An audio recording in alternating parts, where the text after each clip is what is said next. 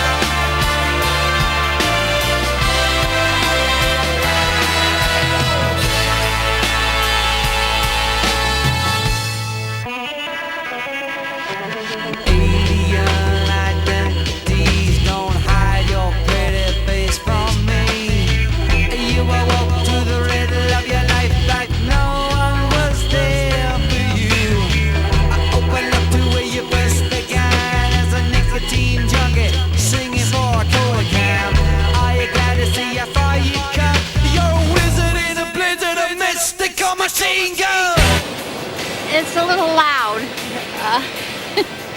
but is this rock music? Yeah, it's nice. It's good. It's pretty cool. Time that you can sit there and you just sit in a big room, black and lights out and everything going crazy. Real different music, man. KULA SHAKER, yeah, it's nice. My dad was a fiddle player, so I'd have that. Would you mind? As a young child, he'd come down the piano, very musical-ish in the Welsh, you see. My grandmother, God rest her soul, used to be a theatre organist. She showed me how to play House of the Rising Sun, which was one of my favourite songs, which I was quite chuffed about.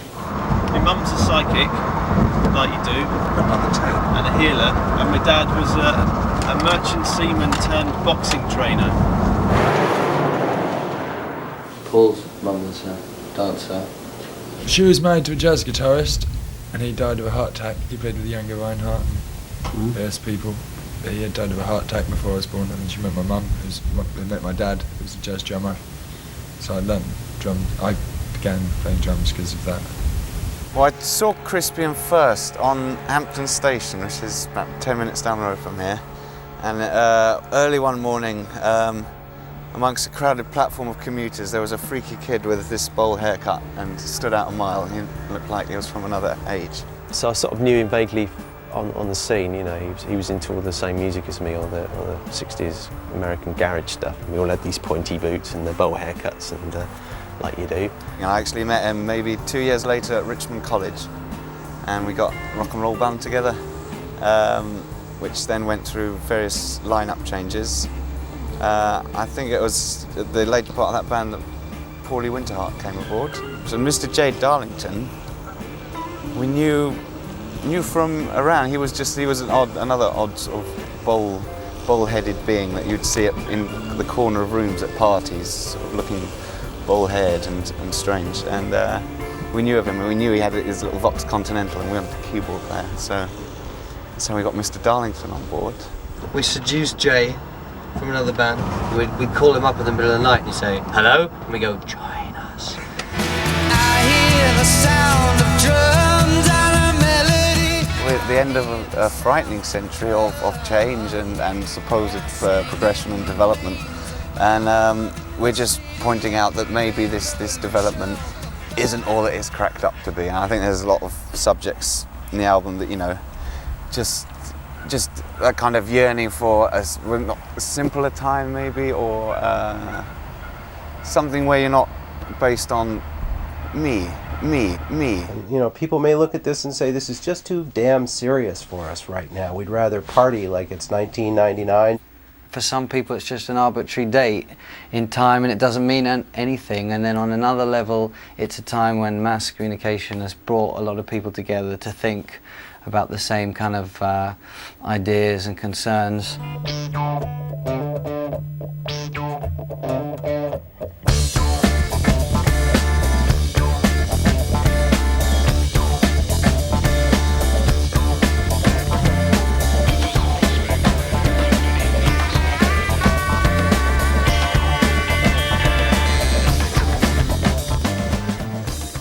Alonso, our bass player, his mother Julie, she said, "It's a bit heavy metal for me." So in places it's heavy, which this makes me happy. It's 2 o'clock.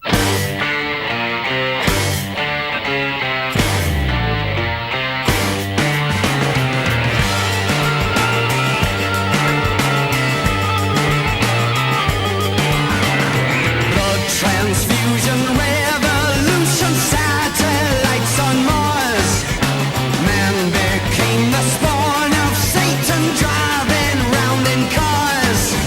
Working with the producers, like bringing on another member of the band. We chose Mr. Ezra to work with because we liked his stuff. We kind of found that producers at the moment were very much either kind of ideas-based or technology-based. You know, they were really good engineers and you had to, you know, get sounds up and everything, but they weren't actually totally musical. And somebody like Bob Ezrin he's I wouldn't want to say old school, it might offend him, but it's another kind of league of producer that's very, very musical. You chaps okay there? The first time I met Bob, I thought he was a bit too. I thought he was too straight. The project calls on a lot of my experience from the past and reminds me of a lot of the things that I had done in the past. The stuff he did with Alice Cooper and all the early stuff that he did, it's just got good sound, big ballsy sound, good rocky sound.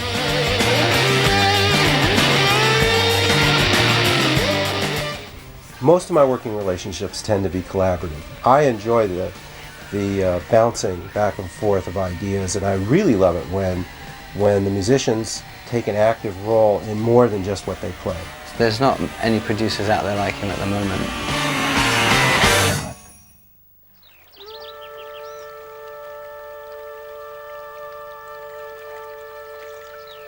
Crispian and Alonso grew up in this neighborhood, and as teenagers they were aware that we were down here on this boat making records. They knew that just over that wall somewhere there was a magical place where Pink Floyd was making music. And I think every once in a while they kind of hopped up and took a look over the fence, you know, and sort of dreamed about what it would be like to be down there. And when we talked about making the album, the first question out of their mouths was, "Do you think we might be able to get Dave's boat?" He'd done work here with Floyd, and I'd lived around the corner, and Alonso had also. And so this place was a kind of like a mythical. It is wonderful recording on this boat for many reasons. One of them is these things here, which are windows that open, and it's much better than air conditioning. You see, when you were recording the last album, we were stuck in these little bunkers. I think they were like left over from the Cold War, you know, these radiation shelters.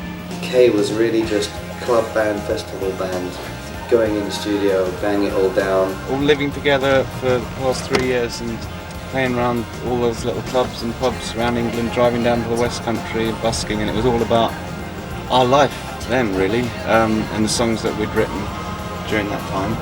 Now tell us something about Tatva, because I understand it's Sanskrit, is it?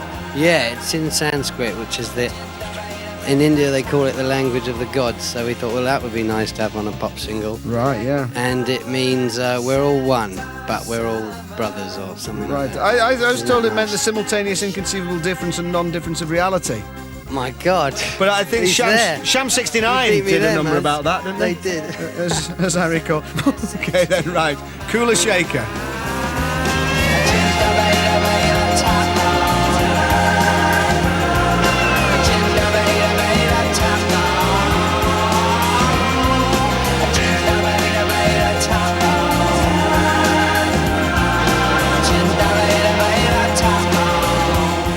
First sort of bands I got into were American garage and psychedelic bands from the mid-60s. Bands like the Seeds, the Electric Prunes. I'm standing somewhere in between. Love is a child of liberty. I've always been into the Beatles. My dad was a Beatles fan, and his father's father and his father's father was a Beatles fan as well. We've all been Beatles fans. One of my big heroes was George Harrison, of course, because he'd done all those crossover stuff and he'd worked with and he was so much responsible bringing a lot of Indian music and ideas over. There's an awful lot of reference back to Indian classical music on the album. In fact, we used some of the greatest classical musicians in Indian music today. Hari Prasad, he's played on a couple of tracks. It's just a pleasure to get like truly great musicians, and we sort of mostly taught ourselves, and we're blagging basically. But to see someone that's just perfected their instrument, and there's 5 holes on this flute, and I don't know how many notes he gets out of the thing. And in India, he's like God. And for me, he was, I've been listening to him for years. So getting him in the studio was an amazing experience. And he'd play something, and then the tape would stop rolling, and you'd say something over the talkback like, "That was wonderful. You're amazing. Thank you. Let's try just one more, shall we?" What else could you say?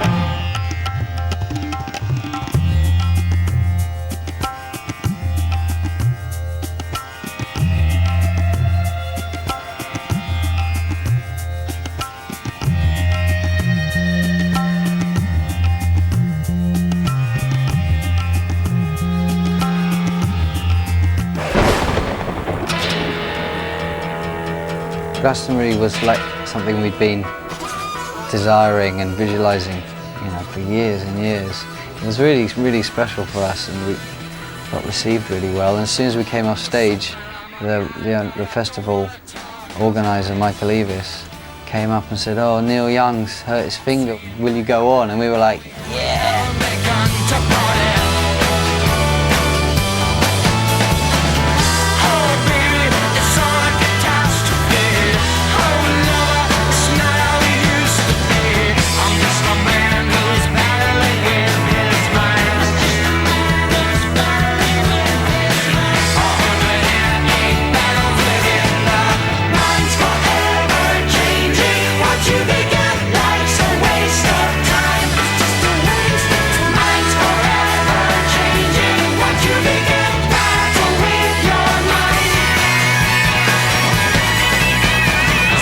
In my eyes, but I don't want to look into it. There's thunder in the skies and a fight in the what is doing. Oh baby, it's all like a catastrophe. Oh lover, it's not how it used to be. I'm just a man who's battling with his mind.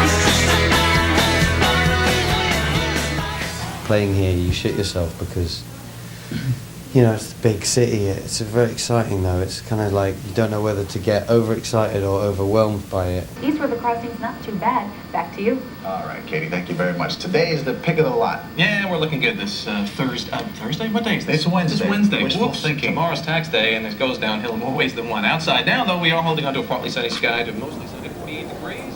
Check on the neighborhood weather at Bronx High School of Science, where it is also 48 degrees. 534 Mayor Diggins will be here. We'll talk about tomorrow's big. Friday summer light, orange juice, toast and tea.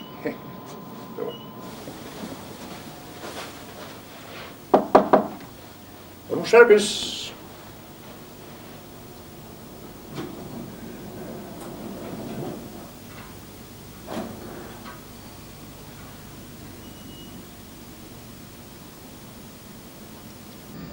If you could change the look of your floor, right? Good morning. Good morning, sir. Ready? Yeah. Right. Thank you. Just a second, okay? Okay. Yeah. Thank you. Thank you very much. Come on. Excuse me. Okay.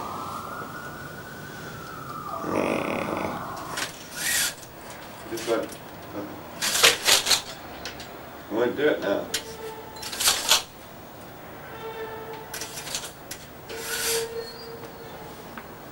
Sorry.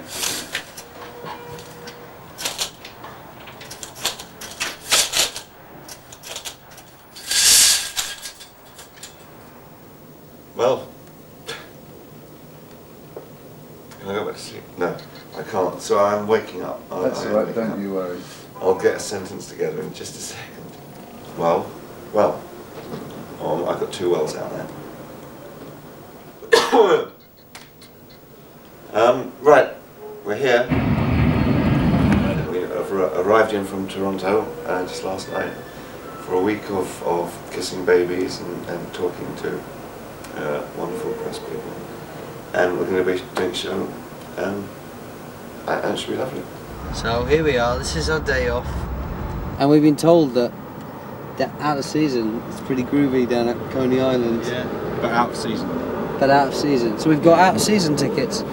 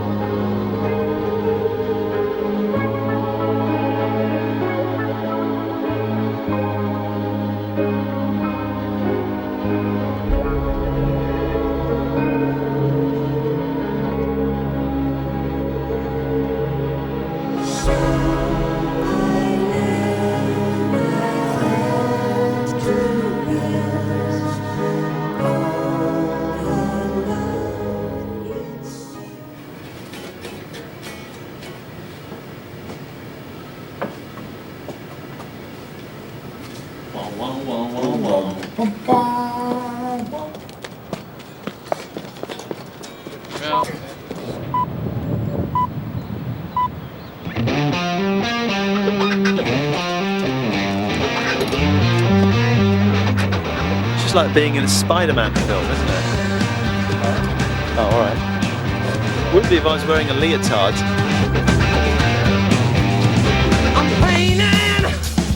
I paint a picture in your mind.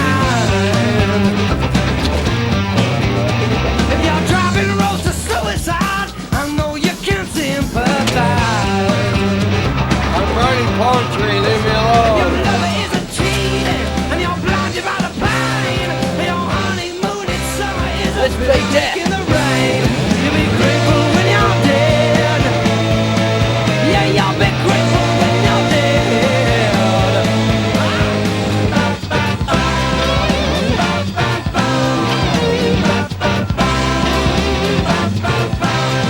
I'm shaking, I shake the spit before your eyes. Hush got out of control actually. It did. Because we recorded it in In La La Land. in California, and Was it California? we were going to release it at the beginning of 1997 as a just in Britain, just for the fans who'd taken us to #1 and everything, and it was just a one-off, and it did really well for us.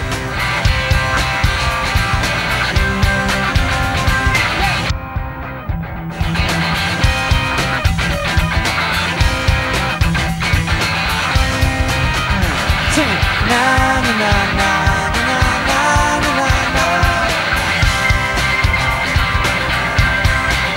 Na na na na na na na na.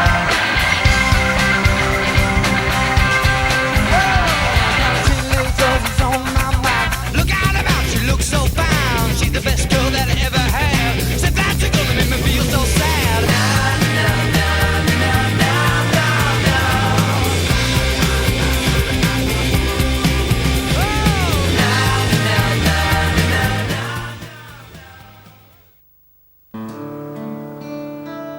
Crispian went home one night, came in the next day and said, I had this idea, picked up his acoustic and played I'm Still Here. It's absolutely beautiful. I was sure to singing while my head was broken up, while this world in flames rearranged. Oh, I'm still here in a blazing forest fire, in a web of my own desires, in a place that we are dead.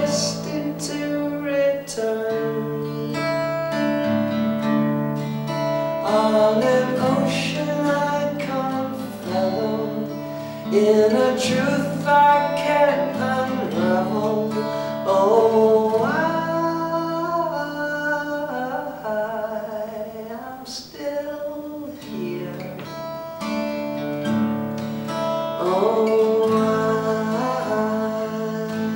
I'm still here. I'm still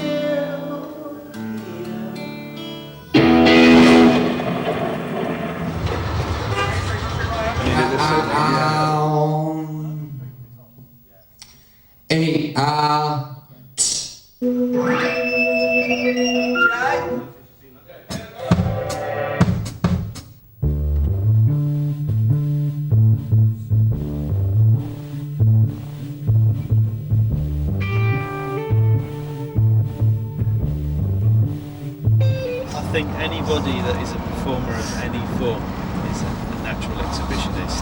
Usually the person at school used to stand up with their trousers down and say, hey, look at me, I'm different to everybody else. Yes. Maybe that was just me. Yes. I'm different to everybody I'm not else. like other girls. Yes. Still a car, still a car. That'd be fucking loud.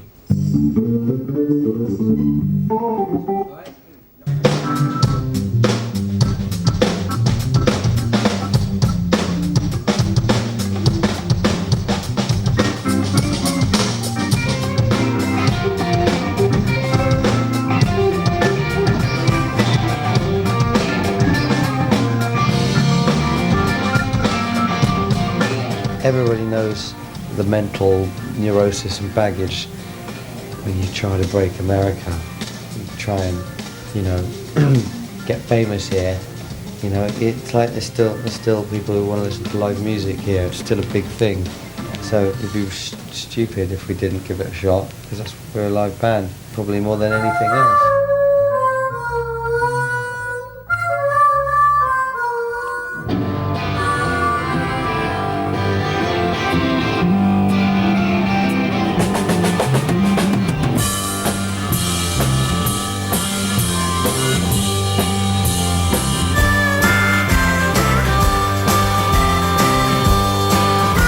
Well, hurry on sundown, see what tomorrow brings. Hurry on sundown, see what tomorrow brings. Well, it may bring war.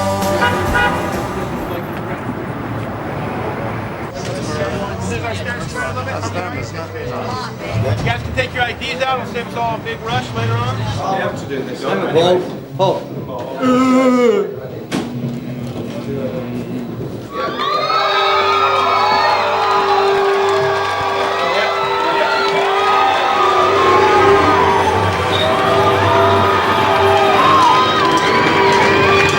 New York! Are you ready to rock? I say you're ready to rock!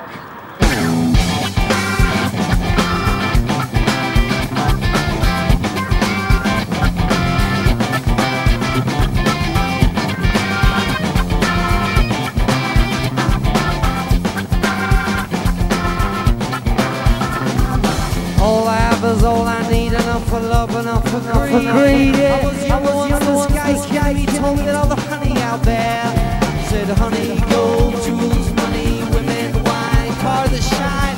I don't know what he was talking about, but I think I had an idea, yeah. He said, smell the rose, the sweet, sweet rose, cast the song, find where it goes. Smell the rose, the sweet, sweet rose, and build some castle walls in heaven. Heaven, yeah. Well, if it feels like summer, you're catching the sun, and I'm catching the moment you go. Well, if it tastes like honey, don't swallow it all. Don't wait for the moment to come. And it catch the sun. It's Ricky, isn't it, really, to Yeah. see, to meet the record company and to see some people who've not seen the band before. Some people that interview you have read your biog and they've followed what you've done previously, and some people that interview you get the feeling they've never heard of you before. I'd like you to introduce yourselves, explain who you are, and get his consent. But this is Jay, Crispian, Paul.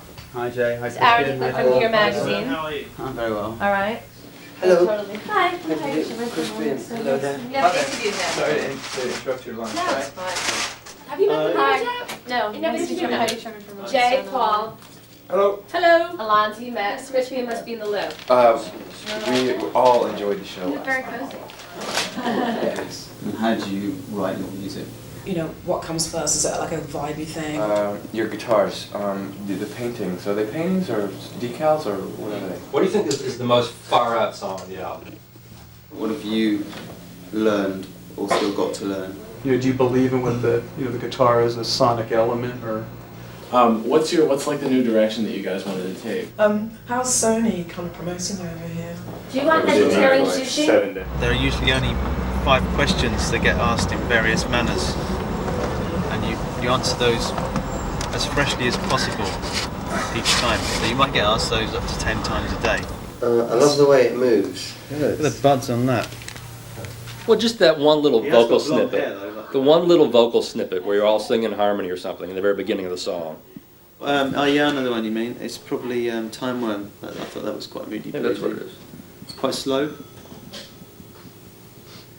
You haven't done your homework. Yes, I have. We're gonna come in here, mess the room around, get the shots, and then you and Paul can do the interview. Okay.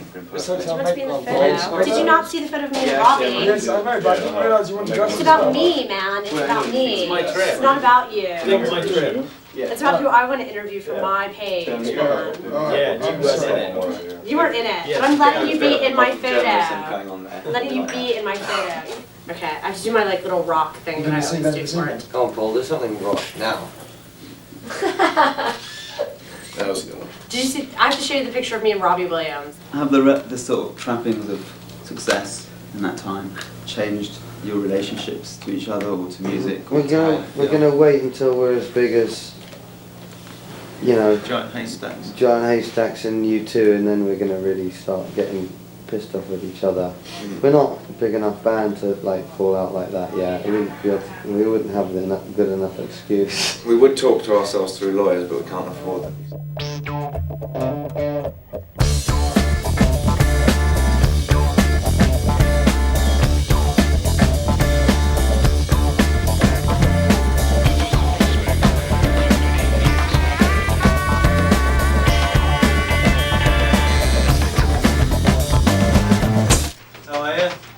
Steve from High Times. Hey, all right, Crispian. Hey, Crispian, nice to meet you.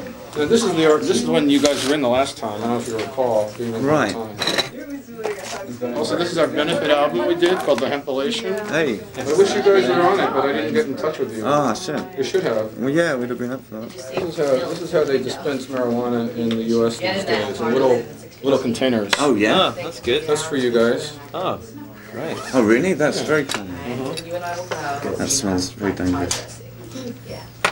Keep that sealed. So, Crispian, I remember for the High Times, the last interview, you weren't a smoker, right? Was I not at that time? I'm trying to remember. And what are you now? Well, it's a kind of a recreation thing. I'm not very good at. You're more into the serious. If you're going to sit around and get real deep on it all, instead of just the pass around recreational. Here you said, for me it's a very touch and go. I can become very sluggish, uncommunicative, and paranoid. Other times I'm really inspired. That's when I'm straight. It's always different. It's just erratic. We're very un-rock and roll in the cliche sense. We can't really handle our drugs. That's why we don't do them much. I'm just not very interesting when I'm high. I can only do it with really close, intimate friends, chilling out. I can't get totally out of my face and then be around other people. It's also very unpredictable playing high. Sometimes you can have a smoke and it's really a great gig. Everybody's tuned in. Sometimes you smoke and your guitar is too loud and you're like, who are these people? Get them out of here. I just want to be on my own and watch TV. All right, so where are you? That was in 1997. Where are we today? No, Vrindavan is not a tourist resort. Vrindavan is not somewhere you come to just chill out and turn off. I never wanted to bring you to a tourist resort. I never wanted to, to take you to some kind of kind of surface value place. This is about something that is about inspiration.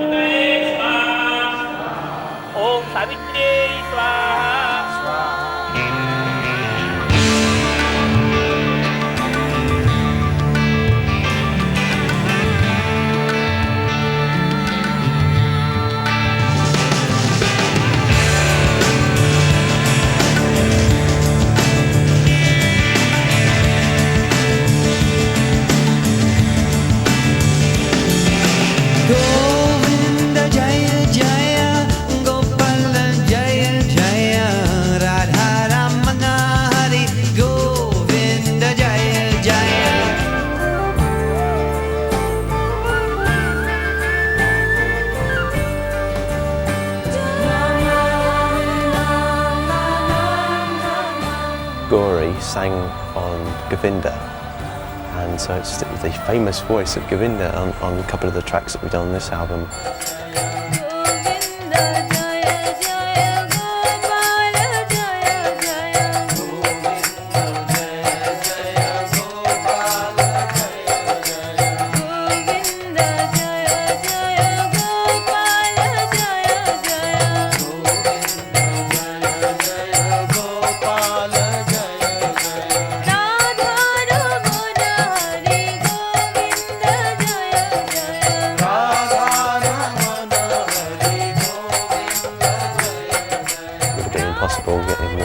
Brass and violins and stuff, well, 30-piece orchestra or whatever it was in the little room over there. So we had to go to Abbey Road.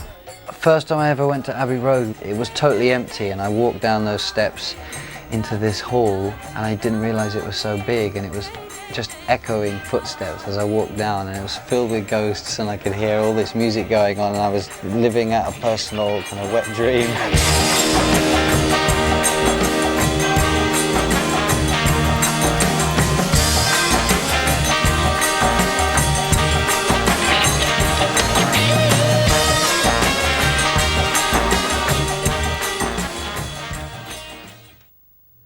I was sure I heard you singing while my head was broken up, while my world in flames was rearranged. Oh, I'm still here. You know the connection between KULA, SHAKER and Indian culture. It's a really powerful culture. We've been deeply, irreversibly affected, and you can't get it out of our music. In India you get these people called sadhus, and they're like holy men. Even in India there's con men and the real thing. To find the real thing is very difficult. You know, it's just like, it's very simple, you know, it's no big thing. It's like learning to drive a car or learning to get, you know, like to get your license, you know. You need to go to someone who's you know, a genuine instructor. Is this possible for these Western people to have their mood of Vrindavan? The effect of the power of Vrindavan will surely be there. You cannot escape its power. Yes. No. If anyone comes down in water, all things will be wetted. He cannot escape. Does not matter whether he believes in water or not. Water or not. So same thing. We are destined to return. Some people kind of think that KULA, SHAKER are like this band and they've got like religious interests. Some people think we're just total phonies, and other people think, you know, we're using it to make money. And I don't like religious institutions. I'm not into religions because they split people up. I thought it was about bringing people together. People would ask us about, you know, signing your record contract at the right time of the day and all this kind of things, and were we obsessed with numerology and folklore, and the answer was, you know, really quite simply yes. We were not only interested but obsessed. Almost everything they do is based on some sense of principle, a tremendous sense of enthusiasm, and they're very artistic on levels other than just in music.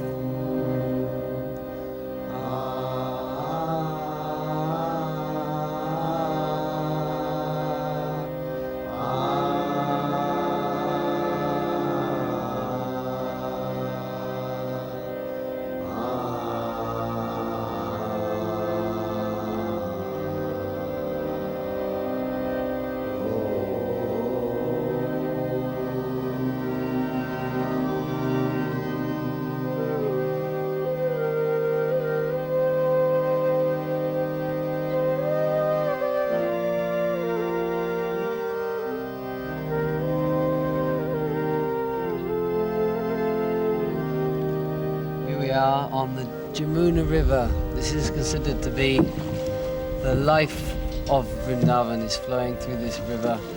She's supposed to hold many mystical secrets about what goes on here, and she's worshipped by all the people as their very life and soul. They refer to her as Sri Jamuna Devi. They see the river actually as a personality, as a very wonderful goddess who bestows many benedictions on those who treat her with respect and love. And at this time of day, I don't think you'll find anywhere as peaceful as this.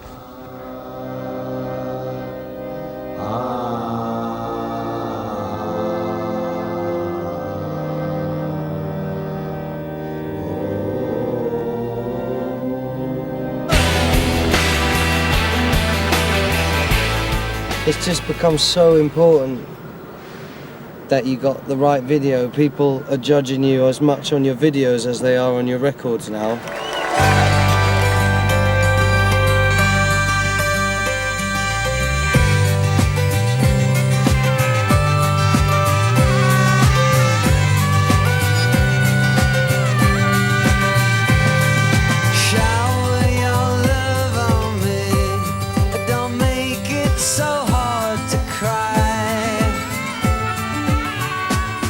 First time around, we didn't spend very much time on our record, but luckily we've been playing for 3 years together, you know, doing gigs around clubs and festivals and stuff. But we hadn't been doing videos for 3 years either, so we had a lot to learn.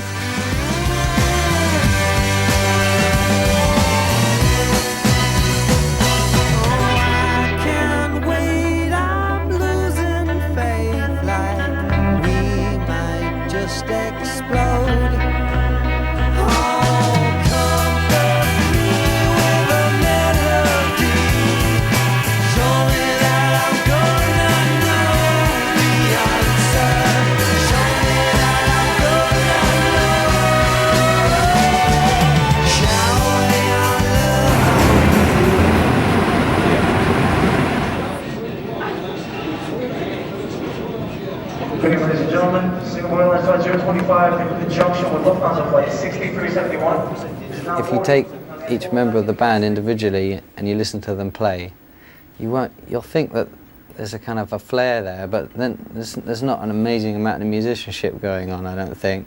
And you put us all together, there's some kind of chemistry happens, and we all kind of cover for each other and bring out the best in each other. Mr. J. Darlington is the dark horse. He's the man behind that keyboard, the man of many follicles. He's very gifted in acquiring, you know, analog keyboard relics. He doesn't like the spotlight. That's the only problem. Alonso's just, you know, easygoing. He's probably the easiest going member of the band. Actually, he's like never offends anybody, and drinks a lot of tea. Tea and cake. Nice cup of tea. Alonso Bevan is stuck in the 1920s with his character, but he's very musical. He's more musical than me, probably the most musical person in the band. Paul, he's a victim of his own fate, and all things magical and mystical and alternative he was running, screaming from, because he'd grown up in Glastonbury. New age, flaky type people are all based there in Glastonbury. He had too many experiences with incense burners and crystal fortune tellers in the pub, and you know, he just wanted to get away. And when he came to London, he was like a country boy coming to the big city, and he ran into us. Paulie likes to snooze a lot. He's a fine snoozer and a very lovely geezer, really. Crispian's character traits. Oof. Yeah, I have to be diplomatic here, don't I? But, no. No, he's very focused. He's a very focused young man, and I don't know how he does it, but he manages to keep everything, you know, under control. He has a tendency to have blonde hair, I've noticed that. He works too hard. But he's like a 50-year-old gentleman with the mind of a child, or maybe a child with the mind of a 50-year-old gentleman. I don't know, it sort of swaps around from time to time. So. If KULA SHAKER came together by accident, then accidents and chaos is a wonderful thing. I know a lot of people say we're a very well-behaved band and that we don't swear, and it's true. We never say f***, we never say sh**, we never say c***, we never use them all in the same sentence, you know. But we are very polite. We're a bunch of f***ing